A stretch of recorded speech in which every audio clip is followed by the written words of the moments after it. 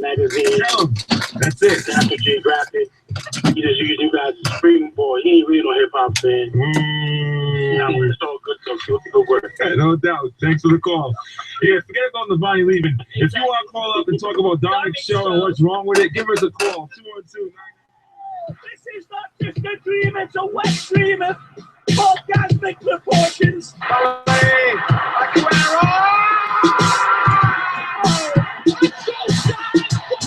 Manchester United have reached the promised land. This is absolutely astonishing.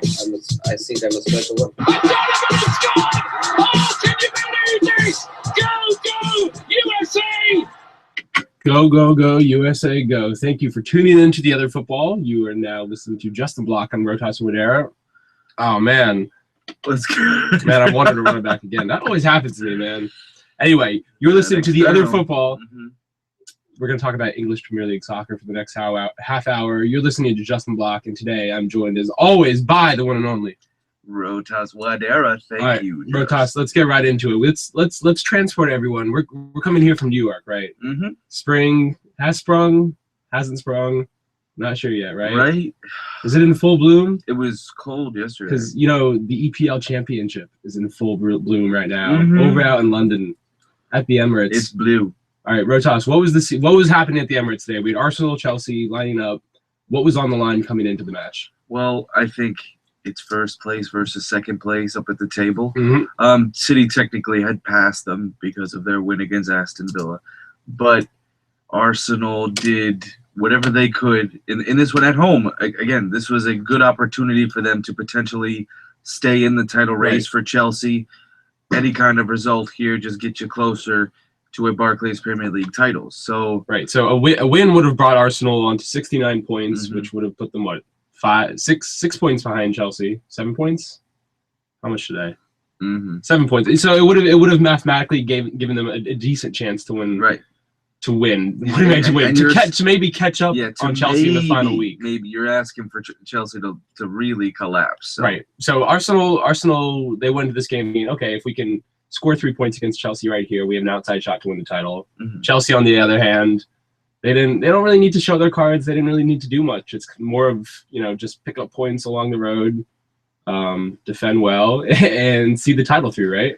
Yeah, I mean, what a defensive performance it was from the Blues. Obviously, John Terry was the man of the match. The way that he really gave everything he had. Jose Mourinho, after the game, said, we've been together 6 years, you and I, John, and that was the best defensive performance you have ever put in ever. The best. Right. He actually said that after today's game. So this was that type of performance where it was 0-0 Chelsea. Jose Mourinho, typical, just locked the game up. He didn't start a striker. He did start a striker. He didn't start a striker. That tells it. I think that sums it up right there. In the attacking four, he went with Willian, Oscar, Fabregas, and Hazard. So it's basically like, okay, we're gonna have Ramirez and Matic lock down the fort completely. Yeah. So the back six basically completely in front of the goalkeeper. That side of the field is done. Let's just give it to the four best center midfielders we have and see if they can find a goal. And they nearly did. They nearly did. Ospina should have been sent off, arguably in the first 15 minutes for that. I don't know. It looked like he was pushing them out of the way of a train. that tackle he had on Oscar could have easily been sent off for that. Absolutely. But yeah, this was it's a shame that it had come to this to this type of game. It was still a good game, but anytime you have a goalless draw, it's never fun. But this is what Jose Mourinho always does. So of course, it was a pragmatic lockdown approach. And I even saw some Liverpool fans on Twitter after the match, some sick people who just can't get last season out of their minds. Granted, nobody can. Right. They were like, oh, yeah, Brendan Rodgers, should have done this against Mourinho last year at Anfield. And that game where Gerrard had the slip. Because ultimately Liverpool only needed a draw. Right. It's so easy to say with hindsight. Right. Yeah. Let's get Captain Hindsight over here on the timeline to tell everyone how it is. Whatever, man.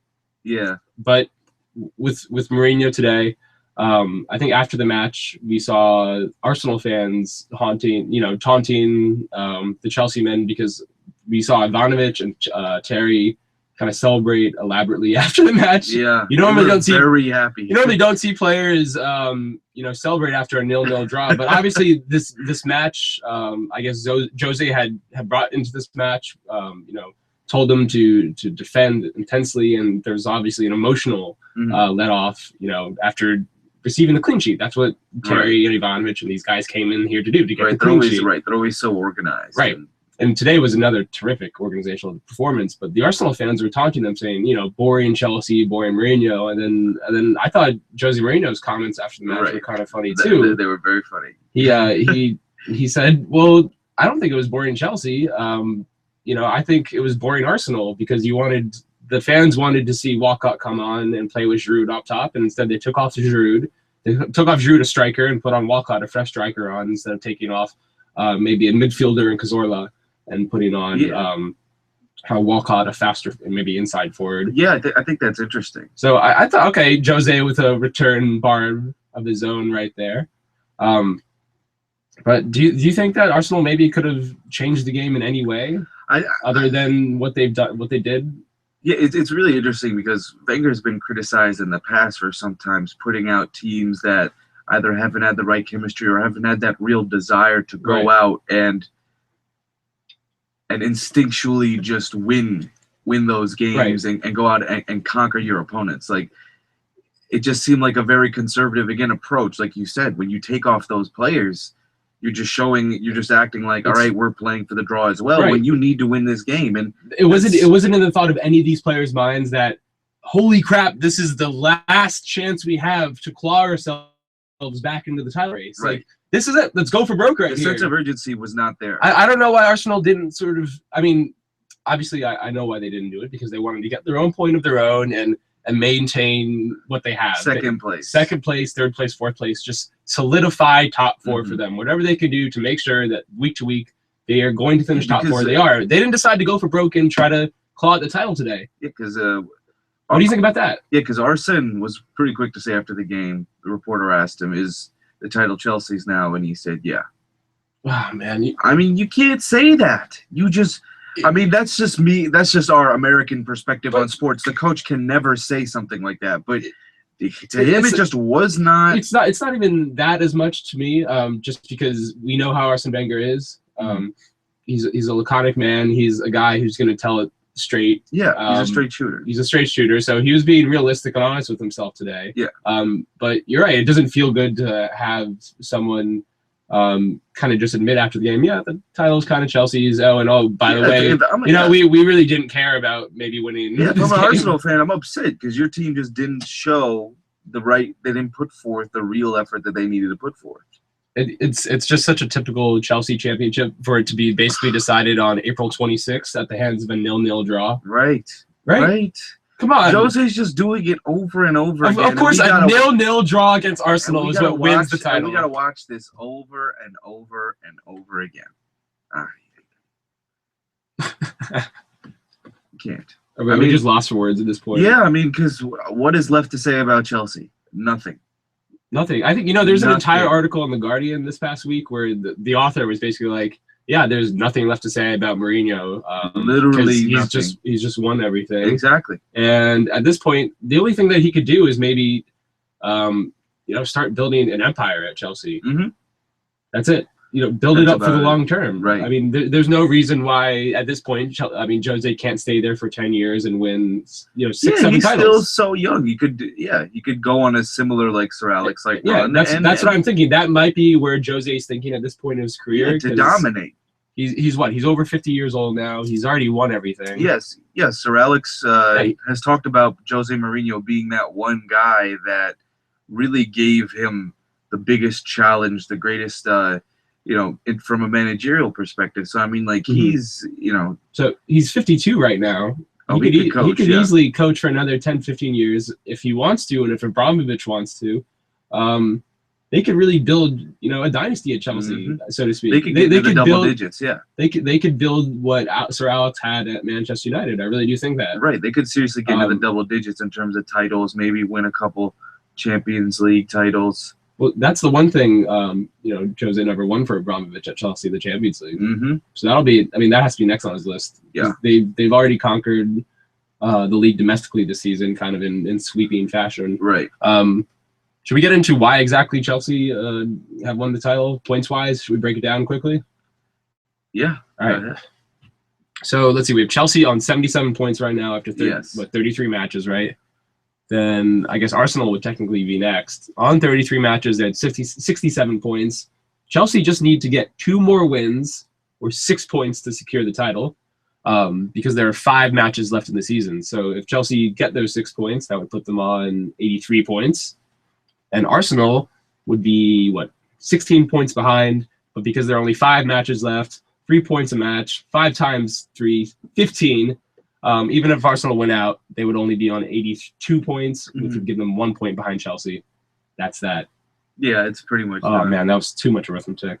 I almost screwed up in the middle of that there. It is really hard for me to carry numbers in my head nowadays. I have no mental math skills. It's completely degenerated. Where is my calculator? Oh, goodness. Where's Devin? Okay, where's our actuarial science friend to come on? Or Greg. Aquarium science, as I like to call it. Or Greg's actually pretty handy. Right, Greg too, definitely. He can carry some numbers in his head. Speaking of numbers, how many numbers of games have Leicester City ripped off now? Because Leicester City they have won 4 games in a row.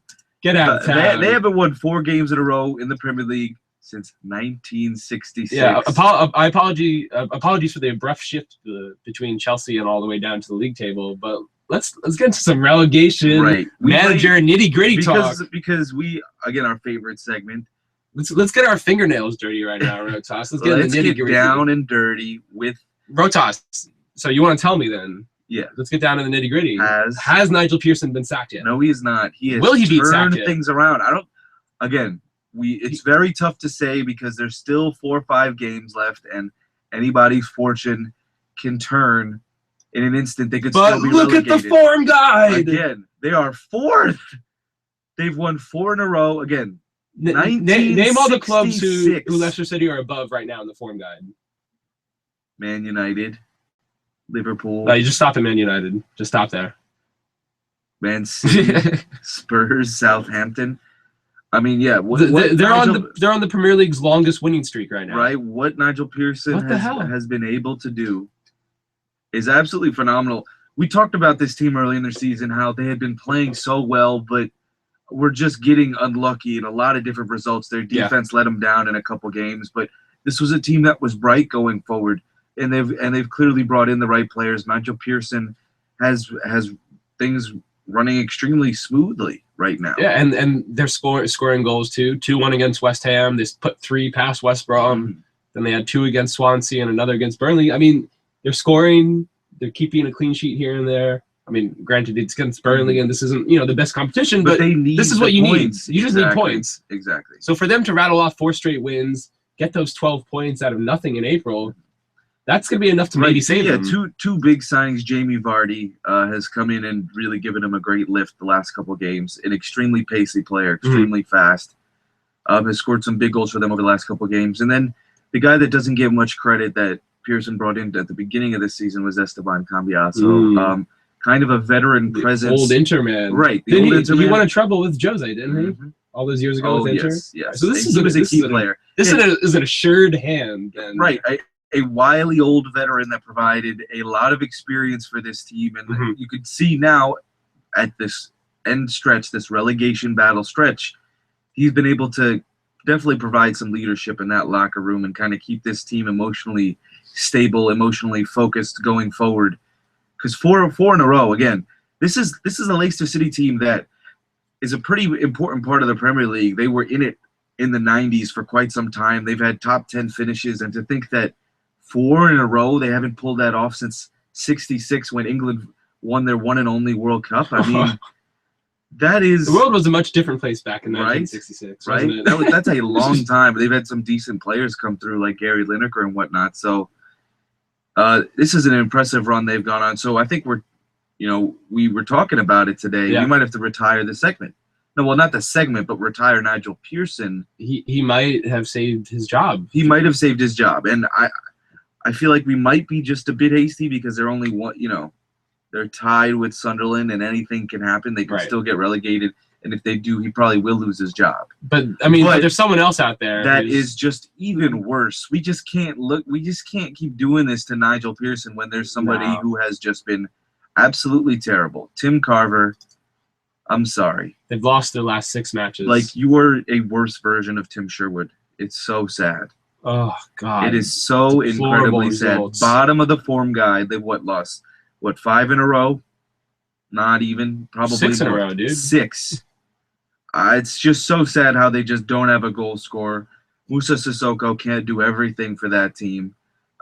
We talked about Ayoze Perez being a good talent, but Tim Carver just hasn't gotten it right tactically, and it's a shame because he's been an assistant coach there for so long.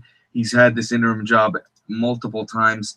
You remember when Pardew served that suspension? He came in. They were terrible. They're terrible right now. And he really just has no responses. He basically blamed their last loss on some protesting that was going on outside of the stadium and how it impacted the players. He's just making sad excuses now. It's really too much. All right, so the guy needs to go. The last time Newcastle won in the league was this is kind of funny. Aston Villa on February 28th, dude. That was 28th? February 28th, last time Newcastle won in the league. The last day of February? Are you kidding me? They beat Aston Villa, and then the last time before that, they beat Hull. So wow. That tells you. This team... They have 2 wins in the new year, it's dude. Like ever since 2 wins. Papi Cisse either disappeared or just got a really bad injury, because he disappeared. Yeah, Papi Cisse at this point, he pops up, I guess, once a year. He'll score like 4 goals. Or maybe we just have to accept. Or maybe we could just have to accept the fact that Alan Pardew isn't there anymore. Alan Pardew is gone, man. Because he actually the personality is out of the club. Again, remember, this is a guy that turned Newcastle into like a top 6 team. Right. In one of his first few years with the club, just out of nowhere, with a team that was one of the favorites to be relegated. So I mean, this is a guy he's England's best mid-table manager, man. Right. Or one of the best. One of the best, because there's Tony Pulis in that discussion as well. But yeah, it's just incredible what that man has been able to do. It's incredible what Tim Carver's been able to do to just completely sink Newcastle. Bad. I mean, sink them. It's only a matter of time. It's only a matter of time. Do you think Alan Pardew foresaw this, and that's why he jumped ship from to Crystal Palace midseason? Oh no, well they were. Because I mean, they were bad, and then Pardew, got them out of the muck and got them to mid-table, and then since then, I still think kind of just left, and they've been done. With the talent and the signings that they have, I still think they could have been a mid-table team. Mm-hmm. Well, if it wasn't for that stretch that Pardew brought them on mid-season, so you can get them to this point, right? But they'd be in the relegation zone right now. But the biggest reason the only place he was going to leave was to Palace. He played there. He's a hero there, and he's going to get money, and he's going to get the power to do what he wants there going forward. So I guess a combination of the Palace job opening up at the right time and Newcastle kind of right. Palace. It was Tony Pulis that they had fired, correct?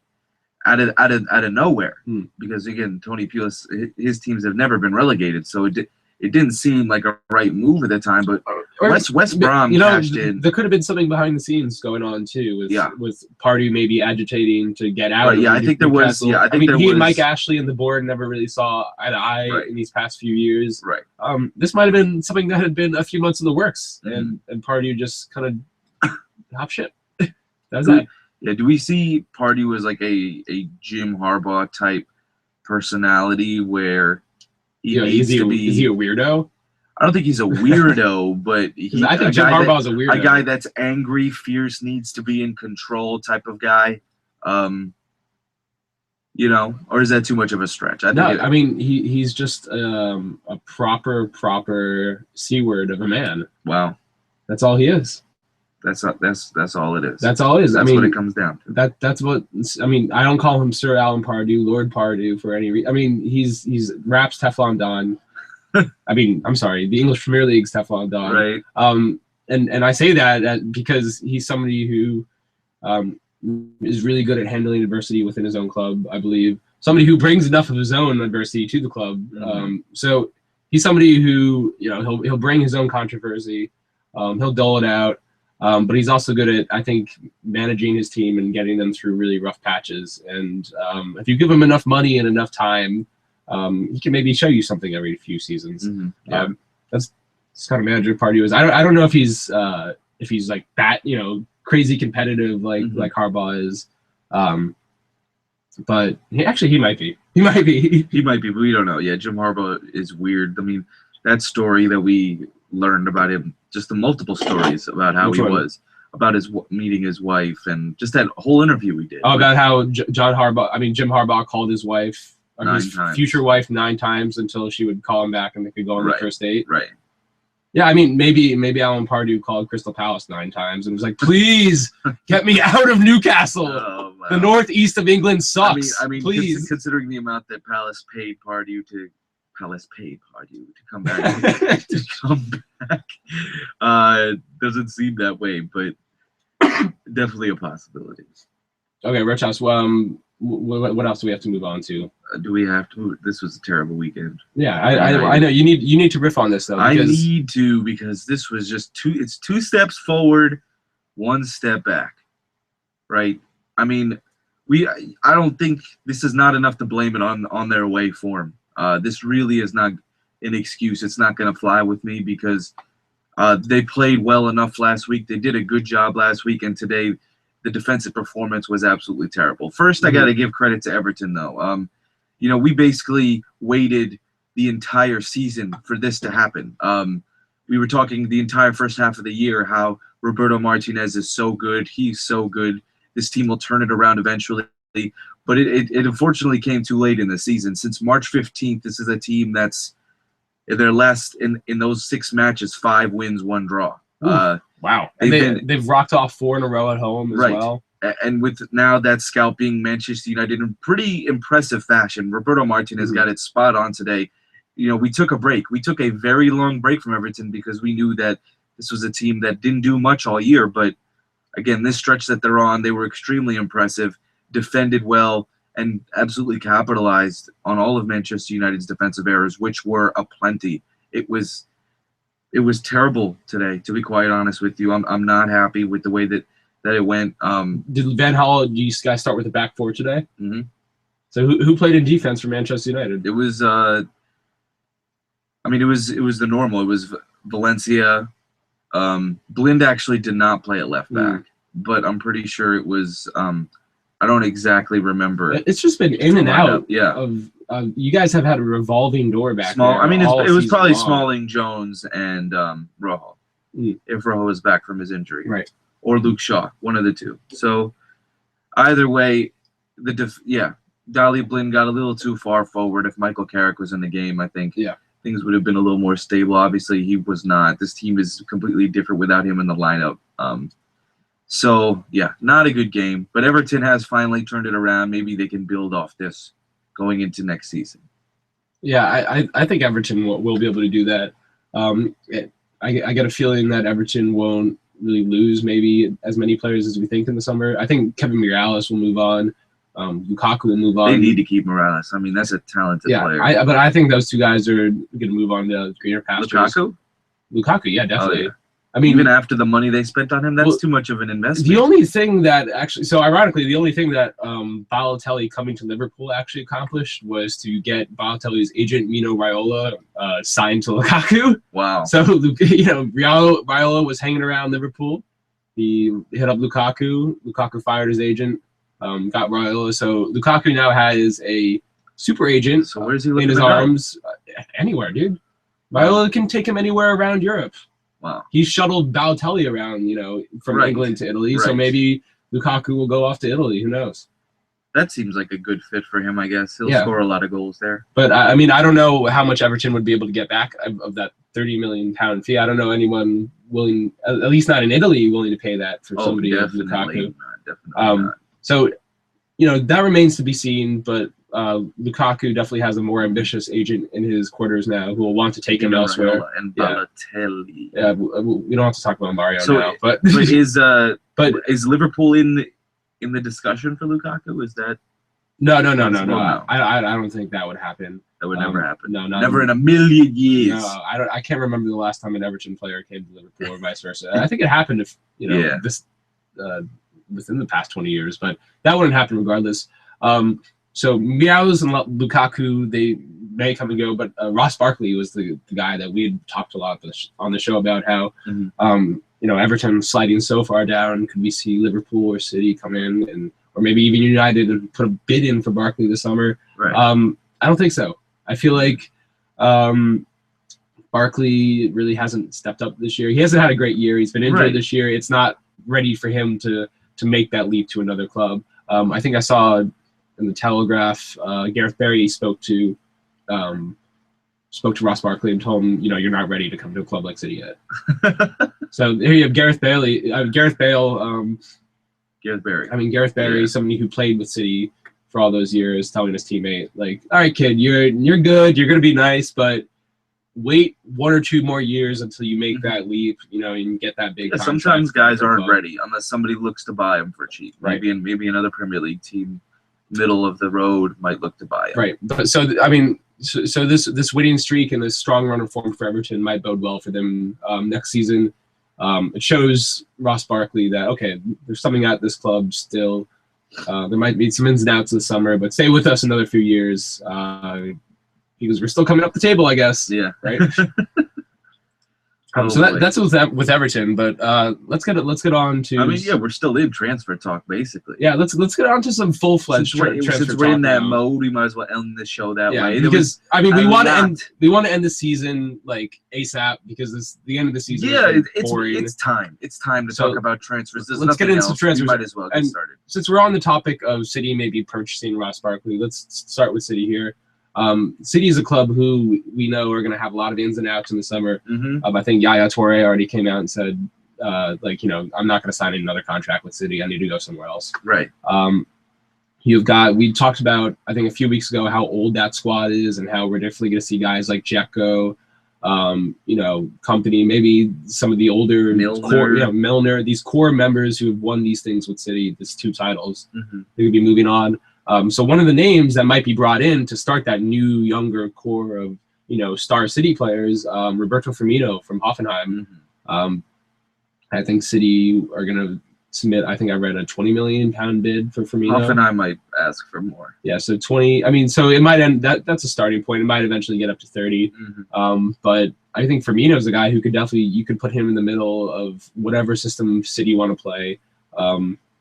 It'll be he's going to be a creative dynamo for them. Yeah, he'll need some adjustments. He'll have to make some adjustments to coming of it initially. But extremely gifted, technically just phenomenally gifted. The way he manipulates the ball and turns and feints, it reminded me. I think Firmino's a little bit bigger player, but it reminded me similar to Coutinho. There were rumors that City might sneak out a 35 million bid for Coutinho in the summer, but if they can get Firmino for 25 to 30 million pounds. Not bad. He's 23 years old. Right. He's coming right into his prime. He's scored a bunch of goals as well. I think he scored 16 in the league in Bundesliga last year and 9 this year. Yeah. So it's rare that you have a playmaker who has this many goals to him this early on. Right. So that could be a good move for City. I think I like that. I like that rumor to City. Yeah. But another City rumor was for what's that? Tom, it's for a young Fulham striker. Oh, Patrick Roberts. Patrick Roberts, yeah, that's what the 18-year-old Englishman, because of the homegrown rules where you need to have X number of Englishmen on the roster. You're gonna have Milner outgoing this summer, so you need to bring in some English guy. So Sinclair is gone. Yeah, Sinclair is gone. So it might be this Roberts kid. It might be Danny Ings. Oh, I would or it could be Ross Barkley, but I think it's interesting that you see the homegrown player rule kind of working against these younger clubs where you have got a club like City poaching them earlier because they need to fulfill some sort of requirement. Who else? Memphis. Memphis Depay. Oh, man. Memphis. Memphis Depay. So we all know that he's just using Liverpool so that he can get a bigger contract from United. He's right? looking to get 125 to 130,000 pound wages. That's almost 200. And he was grand. in England this week, right? Yes, he flew into Manchester. I'm sure he saw Liverpool as well. So I think the report was he met with both. right, and obviously we know Van Gaal has the advantage over Liverpool just because of the Dutch connection. He gave him a chance at the World Cup. The relationship is there. This kid is going to be good. I think they're looking at around similar to Firmino, 25 to 30 million pounds, and obviously it's a lot of money. Right. To pay for a 21-year-old in terms of wages. Right. A 21-year-old who's had, he scored in the Dutch league, but everyone has scored in the Dutch league. Josie Altidore scored like 28 in the Dutch league. Exactly. I mean, the kid looks really good. He does. He's nicknamed the Dutch CR7. Ooh. He can do a lot of different things really well. He's extremely fast, extremely strong on the ball.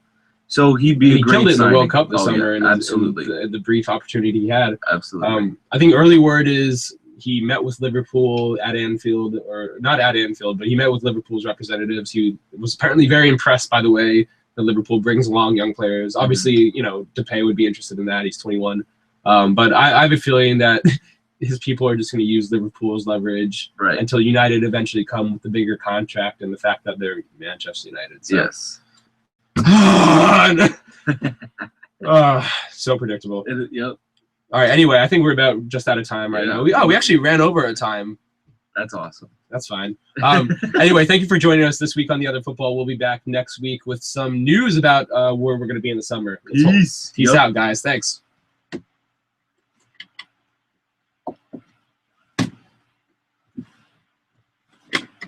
Hey there, y'all there. Yo, what's up? This is Aaron calling from Yonkers. Yonkers. What's up, YO?